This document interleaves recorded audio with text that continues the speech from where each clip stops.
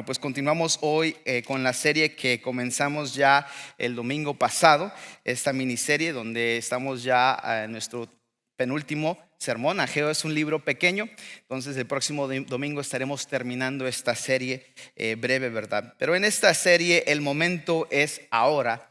Corrigiendo prioridades fuera de lugar, queremos descubrir cómo desarrollar la determinación necesaria y cómo corregir prioridades fuera de lugar para actuar de acuerdo con lo que Dios nos ha llamado a hacer. El priorizar no es nada fácil. El elegir qué será primero entre dos o más cosas, metas o personas, siempre es una decisión para valientes, ya que por cada sí o a algo o a alguien más le tenemos que decir que no.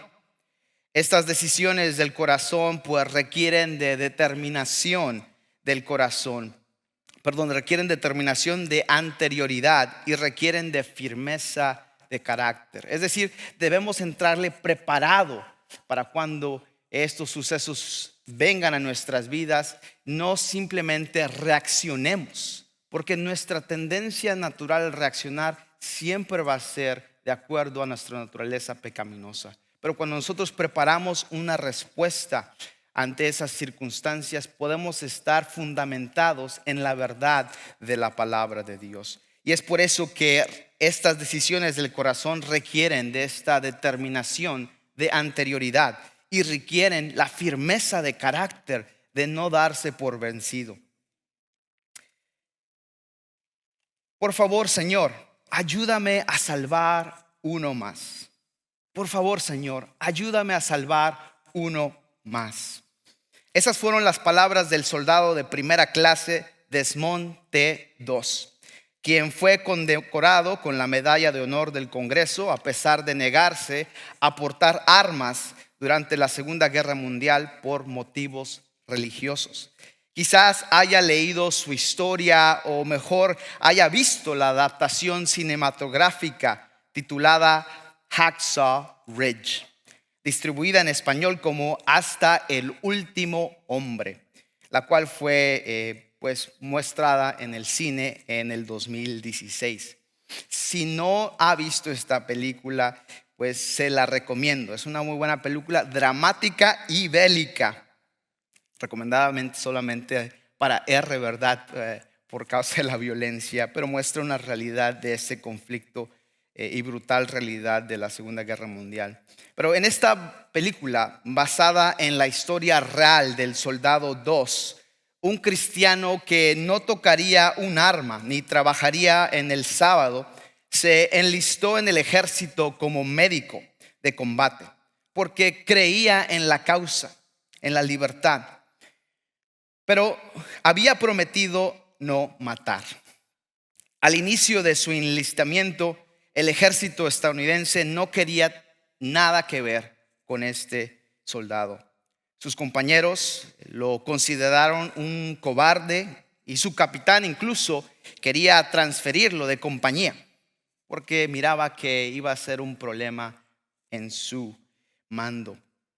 Era la primavera de 1945 en Okinawa, Japón, y la compañía de 2 se enfrentó a una ardua tarea delante de ellos: el escalar un acantilado escarpado y áspero, a veces llamado Hacksaw Ridge, y por eso se llama así la película, hasta una meseta donde los esperaban miles de soldados japoneses fuertemente armados. El terreno era traicionero y la misión era una misión casi suicida. Pero bajo un aluvión de disparos y explosiones, 2 se arrastró por el suelo, de soldado herido a soldado herido, y arrastrar a los hombres gravemente heridos hasta el borde de la loma. Y ató una cuerda alrededor de sus cuerpos y los bajó a los otros médicos que lo estaban esperando abajo. 2 dice: estuve orando todo el tiempo y seguí orando. Señor, por favor, ayúdame a salvar uno más. Era su oración simple: Señor, ayúdame a salvar a uno más. No pedía mucho, solo uno más. El soldado Desmond T. Toss salvó a 75 hombres, incluyendo a su capitán que se quería deshacer de él al inicio de su enlistamiento, Jack Glover. Durante un periodo de 12 horas, los mismos soldados que lo habían avergonzado, pues ahora lo elogiaban. Era una de las personas más valientes del mundo, decía Glover en otro documental. Y luego que él terminaría salvando mi vida, fue la ironía de todo. Ciertamente la vida no es fácil. Usted lo ha experimentado. Usted sabe de carne propia que la vida no es color de rosa. Tiene cicatrices, tiene historias para contar su quebranto, su angustia, sus dificultades que ha enfrentado. Y es algo que no podemos cambiar. La vida es difícil. El plan de Dios original no fue así, pero nosotros, representados en Adán, decidimos tomar una decisión que afectaría a todos los humanos después de él. Si tenemos muy claro entonces nuestros objetivos, nuestros valores, nuestras prioridades en la vida, será mucho más fácil tener respuestas adecuadas a las adversidades que enfrentemos. No podemos cambiar que la vida no va a ser fácil, pero lo que sí podemos cambiar es tener preparados nuestros objetivos, nuestros valores, nuestras prioridades muy claras, de tal manera que cuando nos golpeen esas dificultades que nos quieran noquear, que nos quieran poner en el piso, en lugar de estar desorientados, pues esos objetivos y valores y prioridades claros en la vida nos ayudarán a responder mucho más fácil a las adversidades que enfrentemos. Pero, ¿por qué nos cuesta tanto priorizar? Darle prioridad a una u otra cosa. Bueno, nos cuesta tanto priorizar porque nuestra naturaleza humana, como vimos la semana pasada, tiende a diferir y a aplazar lo que sabemos que tenemos que hacer. Y es en ese lapso de tiempo en el que el desánimo y la desorientación comienza a ganar terreno en nuestros corazones. Y con el paso del tiempo también, el reaccionar naturalmente ante las adversidades es más fácil que responder correctamente a ellas. El reaccionar se convierte en algo natural cuando no tenemos una respuesta preparada, cuando no nos preparamos para responder en ese momento de necesidad. Es por eso que en esta serie el momento es ahora, pues queremos estudiar expositivamente la profecía de Ageo, escrita a un grupo de judíos que regresan del exilio a la Tierra Santa. El profeta Ageo les exhorta al pueblo a que terminen de construir el templo que había sido destruido en Jerusalén y que corrijan sus prioridades fuera de lugar para cumplir el llamado de Dios. Es importante que hablemos de lo que nos distrae, de lo que nos desanima, de lo que nos desorienta de las prioridades correctas que están fuera de lugar en nuestra vida, porque esto comenzará a revelar estos ídolos secretos de nuestros corazones y llamándonos a una fe y obediencia renovada al Dios de Israel y de la iglesia. Si usted está desanimado esta mañana, si usted está sufriendo en su vida ahora mismo, mi oración es que la palabra de Dios le ministre esta mañana y le recuerde de la prioridad de ser fuerte en la obra o el camino de Dios, porque el momento es ahora. Mi deseo es que a través de la exposición de la palabra de Dios, pues aprendamos hoy a que hoy es el momento es ahora para corregir prioridades fuera del lugar en nuestras vidas. Que un Dios poderoso nos da un poderoso desafío a nuestro letargo espiritual, a nuestra inactividad espiritual, quizás causada por ese desánimo que hemos estado enfrentando. invitándonos a identificar entonces estos ídolos secretos en nuestros corazones y retándonos a dar solo un paso más hacia adelante en nuestra vida espiritual. Esto es corregir prioridades fuera de lugar. Dios quiere que usted y yo corrijamos nuestras prioridades y seamos fuertes en la obra que Él ha mandado. Repítelo conmigo. Dios quiere que usted corrija sus prioridades y sea fuerte en la obra que Dios o que Él le ha llamado. Este mandato, este llamado que nos ha hecho a nosotros, el de corregir prioridades en nuestras vidas, no siempre va a ser fácil, pero siempre será lo correcto ante Dios. Para el cristiano, el ser fuerte en la vida que Él nos ha llamado a vivir siempre deberá ser prioridad.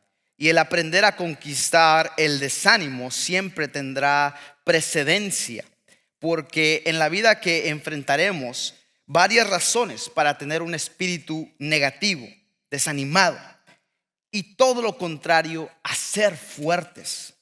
Pero Dios quiere que seamos fuertes para terminar la obra que Él nos ha encomendado. El ser fuertes, hermano, hermana, amigo, amiga, implica ser consistentes. El ser fuertes implica ser consistentes con lo que Dios nos ha mostrado que hagamos. Implica tener una gran resistencia en el maratón difícil de la vida. Las personas fuertes hacen lo consistente, mientras que las personas normales hacen ocasionalmente. Las personas fuertes hacen consistentemente lo que las personas normales hacen ocasionalmente. Esa es la clave, esa es la diferencia entre esos dos. Como cristianos debemos consistentemente hacer lo correcto, difícil, sobre lo incorrecto, fácil. Ese es el llamado que Dios ha puesto en nuestras vidas, en nuestro matrimonio, en nuestra vida de hijo y padre, en nuestra relación laboral, en cualquier relación en esta vida que tengamos. Dios nos ha llamado a decidir, a hacer lo correcto difícil sobre lo incorrecto fácil. Es por eso la idea principal del sermón, si algo se lleva de lo que compartiremos esta mañana, es lo siguiente: sea fuerte y valiente en la obra de Dios al ser consistente día con día. Sea fuerte y valiente en la obra de Dios al ser consistente día con día. Hoy, en la prioridad de ser fuerte en la obra de Dios, nosotros observaremos, interpretaremos y aplicaremos los textos bíblicos de la profecía de Ageo, capítulo 2, versículos 1 al 9. Veremos que este libro pues habla de las prioridades correctas para el pueblo de Dios. El profeta Ageo exhortó al remanente de Judá a terminar la obra de Dios que se les fue encomendada. ¿Cuál fue? De reconstruir el templo en ruinas en Jerusalén. Encontraremos en el texto bíblico tres cosas esta mañana. La primera, debemos ser conscientes y vencedores en el pasado desánimo. Y de segundo, debemos ser consistentes y fuertes en el presente difícil. Y tercero y último, debemos ser crédulos y pacientes en el futuro divino. Así que le invito a que abra su Biblia conmigo, ya sea en un dispositivo electrónico o una copia impresa, al capítulo 2 de Ageo, y comenzaremos a leer del versículo 1. Y si no tiene una copia de las Sagradas Escrituras a su disposición, pues le voy a pedir a que escuche atentamente a lo que Dios quiere decirnos hoy. Yo estaré leyendo de la Nueva Traducción Viviente, pero le invito a que usted me lea las porciones de las Escrituras en la versión que usted tenga disponible. Pongámonos de pie en reverencia a la palabra de Dios, ¿le parece? Ageo capítulo 2, versículos 1 al 9. Dice así la palabra de Dios. Entonces, el 17 de octubre de ese mismo año, el Señor envió otro mensaje por medio del profeta Ageo. Di lo siguiente a Zorobabel, hijo de Salatiel, gobernador de Judá, y a Jeshua, hijo de Josadac, el sumo sacerdote, y al remanente del pueblo de Dios allí en la tierra. ¿Alguno de ustedes recuerda esta casa, este templo, con su antiguo esplendor? ¿Cómo se compara este con el otro? No se parecen en nada. Sin embargo, ahora el Señor dice: Zorobabel, sé fuerte. Jeshua, hijo de Josadac, sumo sacerdote, sé fuerte. Ustedes que aún quedan en la tierra, sean fuertes. Así que ahora, manos a la obra, porque yo estoy con ustedes, dice el Señor de los ejércitos celestiales. Mi espíritu permanece entre ustedes, así como lo prometí cuando salieron de Egipto. Por lo tanto, no teman. El Señor de los ejércitos dice: dentro de poco haré temblar los cielos y la tierra, los océanos y la tierra firme una vez más.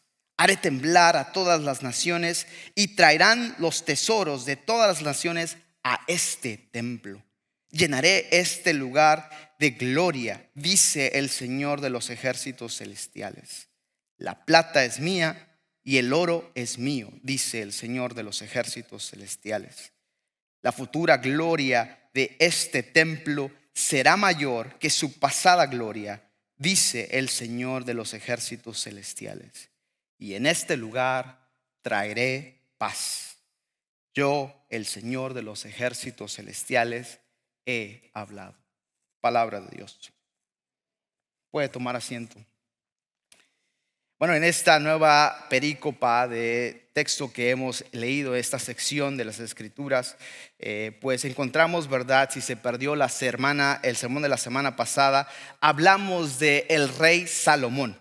Hablamos de este rey quien construyó para Dios el templo más magnífico. El primer templo era alucinante. Algo increíble que era. La gente vino de todo el mundo para adorar a Dios y honestamente para ver de esta gloria que se hablaba de este Dios de Israel. Desafortunadamente sabemos que después de la muerte del rey Salomón, la gente se apartó de Dios, como nosotros también tendemos a distraernos. Comenzaron a adorar ídolos falsos. Y Dios entonces permitió que ocurrieran una serie de eventos para reenfocar los corazones de su pueblo en Él. Y hablamos la semana pasada también sobre la destrucción de este templo que Salomón erigió allá en el año 587 antes de Cristo, bajo el reinado del rey Nabucodonosor. El ejército babilonio bajo su mando destruyó y devastó por completo al reino de Judá, el reino del sur, incluyendo el insulto masivo de destruir la casa en la que Dios habitaba, el templo de Salomón. Los babilonios llevaron al pueblo judío al cautiverio durante 50 años, por lo que solo se puede imaginar la sensación de alivio y esperanza por primera vez cuando se permitió que un remanente de personas pudiese regresar a Jerusalén. Bajo el mando o el gobierno de Zorobabel, alrededor de 50,000 personas regresaron para reconstruir su ciudad. La primera prioridad del pueblo de Dios era construir la casa de Dios, por lo que comenzaron a construir el templo. Ellos pusieron los cimientos en su lugar, pusieron el altar en su lugar y luego se encontraron con cierta oposición. Y adivinen qué hicieron. Simplemente se dieron por vencidos. Y por 18 años nada pasó. Ni un ladrillo se erigió, ninguna muralla del templo, nada más pasó. Es entonces en este contexto que Dios levanta a su siervo Ageo, al profeta, para llamar a la gente a volver a la tarea, a terminar la reconstrucción del templo y que no se concentraran solo en sus casas, sino que se enfocaran en la casa de Dios, que pusieran a Dios primero y que retomaran entonces la tarea que Dios les había entregado. Es en este trasfondo entonces que retomamos la historia con este contexto en mente. El gobernador, el sumo sacerdote y la gente empezaron nuevamente a trabajar, a obedecer la tarea original de Dios. ¿Por cuánto tiempo cree que la prioridad de construir el templo duró? Aquellos que han leído el resto del capítulo 2, ¿cuánto duró esa prioridad de construir el templo? Los escucho. ¿Cuánto tiempo? No los escucho. Adivinen, ahí dígame un número. 7 años. Un mes. Pasó un mes de que Dios habló originalmente y volvieron a construir, como leímos en el final del capítulo 1. Pero en ese lapso de ese mes, el pueblo se olvidó de la prioridad de construir el templo. Aquellos que pues leyeron esto esta semana, pues podrán observar esto, que aproximadamente casi un mes había pasado y la gente dejó de trabajar en la reconstrucción del templo. Si mira el versículo 1, el versículo 15, del capítulo 1, Ageo nos dice que comenzaron a trabajar en la casa de su Dios, el Señor de los ejércitos celestiales, el 21 de septiembre del segundo año del reinado del rey Darío. Cuando leemos el versículo 1 del capítulo 3 nos dice: entonces el 17 de octubre de ese mismo año, el Señor envió otro mensaje por medio del profeta Ageo. Entonces ni un mes había pasado, un poquito más de un mes, del 21 de septiembre al 17 de octubre, cuando Dios envía otra vez al profeta Ageo, y entonces para inspirar al pueblo a volver al trabajo, nuevamente diciendo: el tiempo es ahora. Recordarán, la excusa original fue: ahora no es el tiempo para reconstruir el templo. El tiempo no ha llegado. ¿Tiempo para qué? En nuestras vidas. Pastor, nosotros no tenemos un templo que construir. Es cierto, en Jerusalén. Es cierto. Así que ¿tiempo para qué? Es tiempo para usted y para mí, al igual que el pueblo de Dios, para corregir la prioridad de ser fuertes en la obra que Dios ha mandado. Es por eso que es importante que sea fuerte y valiente en la obra de Dios, al ser consistente día con día, un paso a la vez. Primero, debemos ser conscientes y vencedores en el pasado desánimo. Observe conmigo el versículo 1 y 3. Porque para ser fuertes en la obra de Dios en nuestras vidas, debemos ser conscientes y vencedores del pasado desánimo. El ser consciente es darse cuenta de los propios actos y de las consecuencias de uno. Eso es reconocer nuestro pasado, pero no quedarnos ahí atorados o esclavizados en el pasado, sino simplemente un humilde reconocimiento de dónde venimos, de lo que ha sucedido. Pero observemos el versículo 1 al 3, que nos dicen lo siguiente: entonces el 17 de octubre de ese mismo año, el Señor envió otro mensaje por medio del profeta Ageo. Di lo siguiente a Zorobabel, hijo de Salatiel, gobernador de Judá, y a Jesúa, hijo de Josadac, el sumo sacerdote, y al remanente del pueblo de Dios allí en la tierra: ¿alguno de ustedes recuerda este templo con su antiguo esplendor? ¿Cómo se compara este con el otro? No se parecen en nada.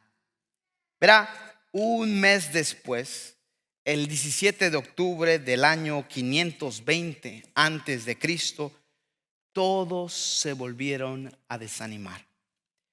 Durante una de sus grandes fiestas religiosas, y entendiendo el calendario judío, es por eso que podemos hacer esta observación que no está aquí en el texto, pero en el contexto podemos inferir esto, que durante una de sus grandes fiestas, durante el mes de octubre, pues la gente nuevamente se reunió, y probablemente alrededor del sitio de construcción donde estaba erigiéndose el templo en Jerusalén.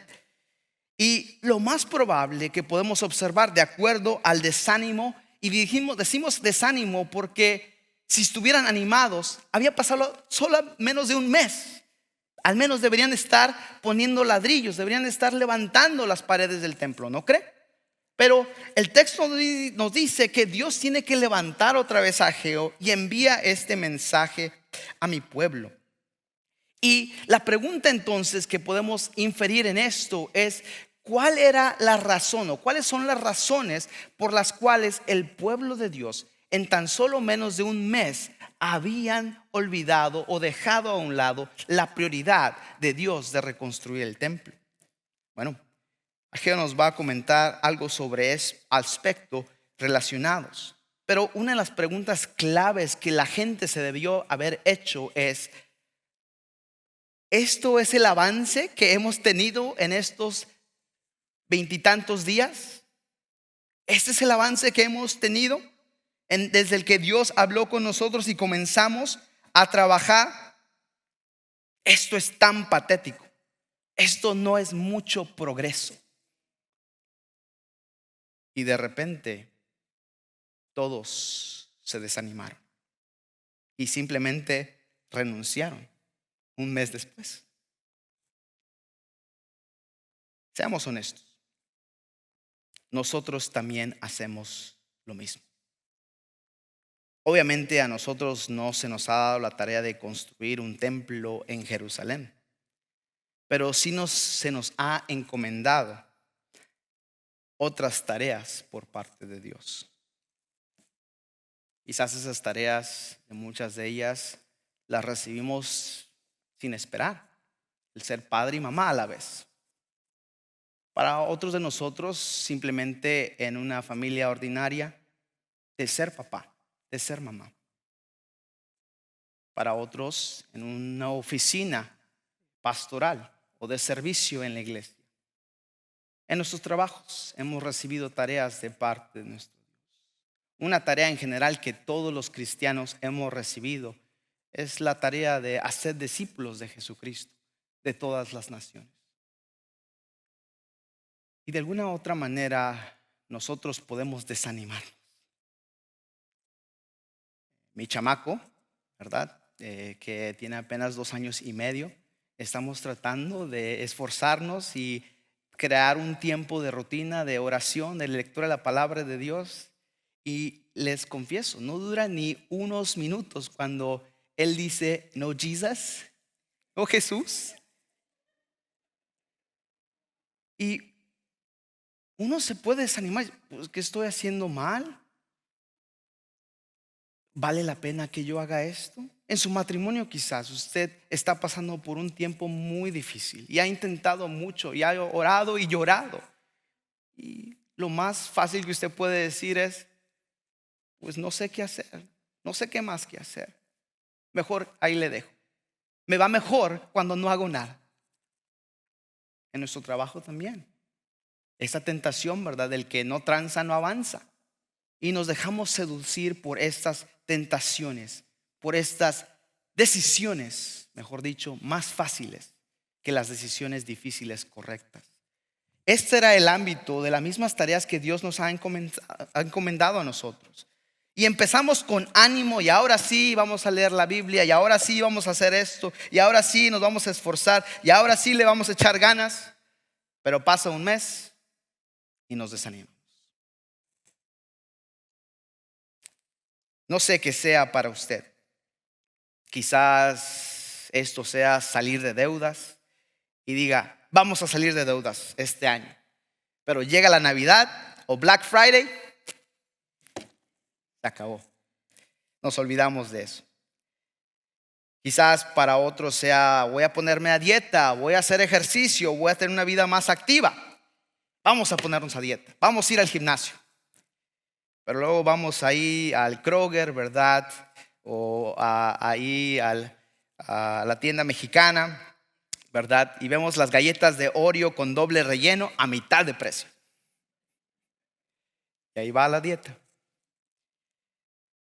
Lo mismo hacemos para el gimnasio, ¿verdad? Ahora está a mitad de precio y me voy a unir. Todos están ahí en enero, pero para febrero, vacío.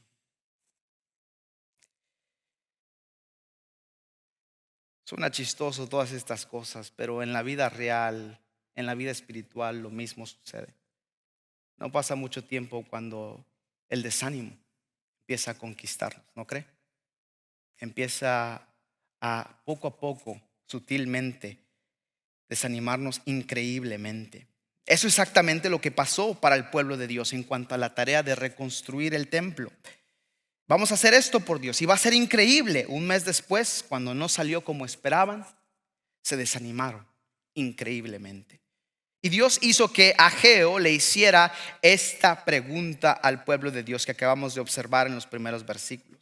Es casi como si Dios estuviera tratando de llegar a la raíz del desánimo, de la fuente de ese desánimo. Y tal vez lo esté debido a una de esas dos razones que encontraremos a esta pregunta más adelante. Pero el versículo 3, observa la pregunta que Ageo les hace en nombre de Dios. Dice, ¿quién de ustedes queda? ¿Quién de ustedes queda que vio la casa en su antigua gloria? Ahora recuerden, pasaron 50 años en el cautiverio, ¿verdad? Entonces, muchos de los ya ancianos o adultos probablemente murieron en el lapso de Jerusalén a Babilonia. En ese transcurso de esas millas, el caminar por ese terreno desértico no es nada fácil. Muchos probablemente fallecieron en ese lapso de peregrinaje llevados al cautiverio a Babilonia. Los jóvenes, los fuertes, probablemente sobrevivieron. Se cree, los eruditos, ¿verdad?, que Ageo era solo un jovencito de probablemente de 15, 18 años cuando sucedió la destrucción de Jerusalén y el templo. Y si le sumamos entonces esos 50 años, Ageo tenía alrededor entre sus 68 y 70 años cuando escribe esta profecía. Y lo mismo era para Zorobabel y lo mismo para Jeshua y muchos otros que estaban ahí presentes en la congregación de Jerusalén.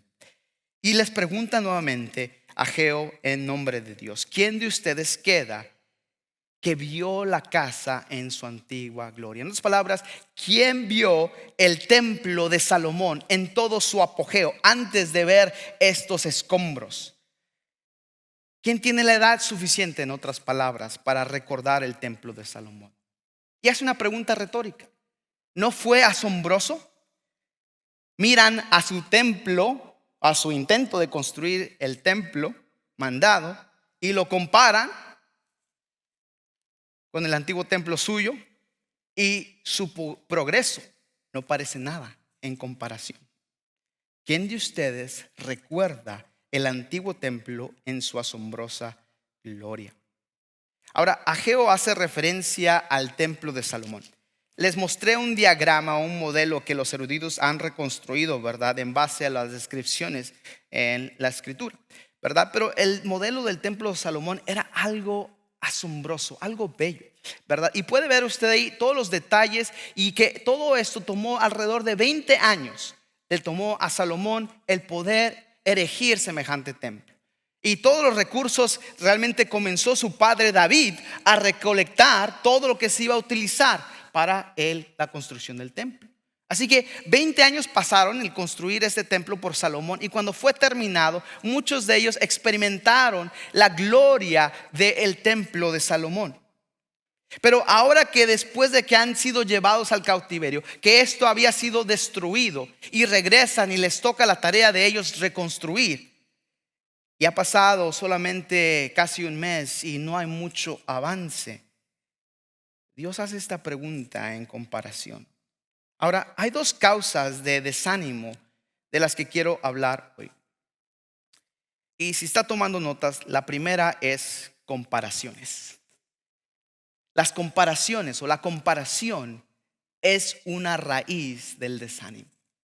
La otra es la falta de progreso. La falta de avance es otra razón del desánimo. Comparaciones y la falta de progreso. Ciertamente estas personas estaban haciendo lo mismo, lo que hacemos a menudo. Estaban comparando su comienzo con el final de otra persona. Y acabamos de comenzar. Nuestro templo no se ve muy bien y su acabado pues no se compara con el templo como era. Y esto es fascinante porque Ageo, que como les mencionaba, probablemente tiene alrededor de entre sus 78, 70 años de edad cuando escribe esto, él en carne propia sabía cómo la gloria del templo de Salomón. Y cuando él comparte eso, ¿verdad? Aquellos que eran lo suficientemente mayor para recordar el antiguo templo, pues realmente era una comparación pésima. Decir, wow, tenemos mucho trabajo que hacer. Esto no ni es ni 1% de lo que tenemos que hacer. Y no sé ustedes, pero muchas veces nos desanimamos cuando comparamos dónde están otras personas y dónde está uno. Dónde está el matrimonio de otras personas y dónde está el nuestro. Y esas comparaciones pueden tumbarnos. Podemos decir muchas cosas que pues por causa del tiempo no vamos a ahondar, pero usted sabe, usted puede imaginarse estas comparaciones entre unos y otros. ¿Qué pasa conmigo? Se puede preguntar. ¿Qué es lo que está sucediendo? ¿Por qué esto no está funcionando? Falta de progreso del templo y esto llevaron en un mes a que ellos dejaran de hacer nada. Pero hermano, hermana, la simplicidad que Dios había dado en sus 3 pasos cuando por primera vez les dio que tomaran la iniciativa de construir el templo, de el subir el monte, cortar la leña y ponerse a trabajar, a construir. Dios en ese mismo amor recuerda a su pueblo que el momento es ahora para corregir nuestras prioridades y ser fuertes en la obra que Dios ha mandado. Es por eso que es muy importante para usted y para mí hoy en día que seamos fuertes y valientes en la obra de Dios al ser consistente día con día. Ellos, si tan solo hubieran puesto un ladrillo por día, ¿cree que habrían avanzado en estos 20 y tantos, 30 días? Sí. Pero ¿qué sucedió? Esa comparación, esa falta de progreso los desanimó al grado de no hacer nada, no levantar ni un solo dedo. Quizás en su matrimonio usted sienta, pastor, tengo que hacer esfuerzos muy largos. ¿Sabe qué, pastor? Tengo que hacer este sacrificio en mi vida personal o viceversa para ser el papá o la mamá que Dios quiere que sea. Y esta tarea parece inalcanzable. Y usted entonces pasa por un tiempo de letargo, de inactividad. Y dice, no, mejor no hago nada.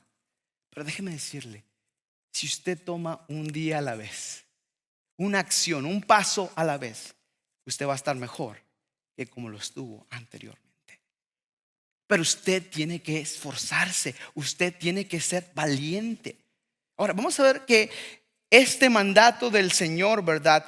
Nos lleva a la segunda cosa, que debemos ser consistentes y ser fuertes en el difícil presente. Así que primero, somos conscientes y vencedores en el pasado desánimo, eliminando esas fuentes de desánimo. Segundo, debemos ser consistentes y fuertes en el presente difícil. Miren lo que dice ahí la palabra de Dios, versículos 4 y 5. Sin embargo, ahora el Señor dice a Zorobabel: sé fuerte. Jesúa, hijo de Josadac, sumo sacerdote, sé fuerte. Ustedes que aún quedan en la tierra, sean fuertes. Así que ahora, manos a la obra, porque yo estoy con ustedes. Hermano, hermana, lo mismo que Dios le dice a usted en su matrimonio, en su vida como padre o como madre, en su vida como soltero: sea fuerte. Ignacio, sea fuerte. Iglesia Stonebriar, sea fuerte. Seamos fuertes. Pero al ser fuertes implica que debemos de ser consistentes. Noten lo que dice el versículo 5.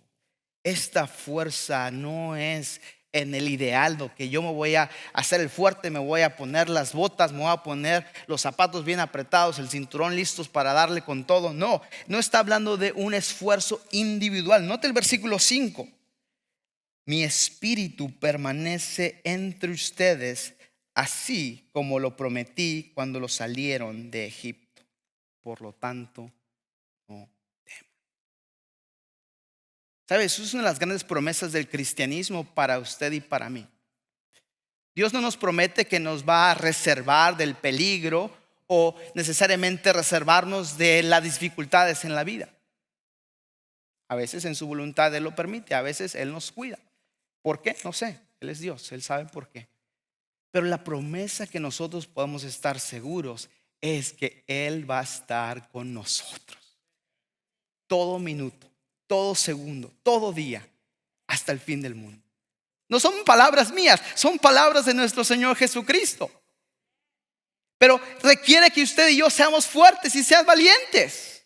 Porque si nosotros no actuamos en fe, caemos en desobediencia. Vemos aquí en este texto, ¿verdad? Lo que sucede en comparación. Él continúa, ¿verdad? El profeta, ¿verdad? Diciendo esta última parte del versículo 6, que nos lleva entonces a este tercer y último punto. Porque el momento es ahora para corregir nuestras prioridades y ser fuertes en la obra que Dios ha mandado. Debemos ser fuertes y valientes en la obra de Dios, al ser consistentes día con día. Truene, relampaguee, las cosas no vayan a nuestro favor, debemos ser consistentes día con día. Primero, siendo conscientes y vencedores en el pasado desánimo. Pero segundo, siendo consistentes y fuertes en el presente difícil, cual sea que estemos enfrentando. Y tercero y último, debemos de ser crédulos y pacientes en el futuro divino. Mire cómo termina esta sección el profeta. Versículos 6 al 9. El Señor de los ejércitos celestiales dice: dentro de poco haré temblar los cielos y la tierra, los océanos y la tierra firme una vez más. Haré temblar a todas las naciones y traerán los tesoros de todas las naciones a este templo. Llenaré este lugar de gloria, dice el Señor de los ejércitos. La plata es mía y el oro es mío, dice el Señor de los ejércitos.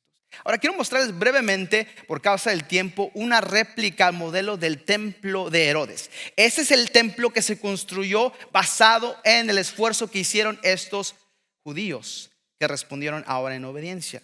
Ageo nos cuenta entonces que la historia nos dice que Herodes terminó este templo. Y la otra diapositiva compara entonces la grandeza del templo de Salomón en comparación con el templo de Herodes. Este templo de Herodes es el templo que fue erigido cuando Jesús vino a esta tierra, cuando Él ministró en el templo. Este era el templo que se está hablando en el Nuevo Testamento.